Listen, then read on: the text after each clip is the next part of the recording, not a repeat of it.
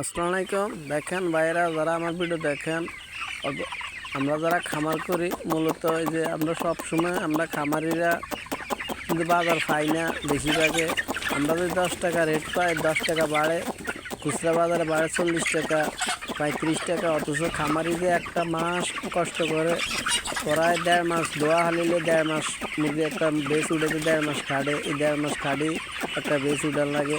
অথচ এই 1.5 মাসে কিন্তু আমরা অনেক পরিশ্রম করি, অথচ আমরা কেজিতে 10 টাকা ব্যবসা করতে পারি না।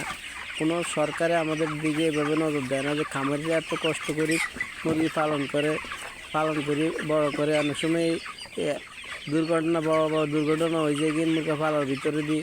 অথচ কেজিতে আমরা 10 টাকা ব্যবসা করতে কষ্ট হয়ে যায় কিন, অথচ খুচরা বাজারে 30-40 টাকা ব্যবসা করে।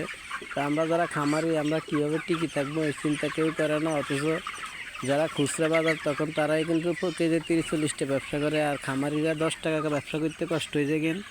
তো যারা খামার দিবেন অবশ্য একটু চিন্তা ভাবনা করে খামার দিবেন, কারণ খামার ব্যবসা যারা করে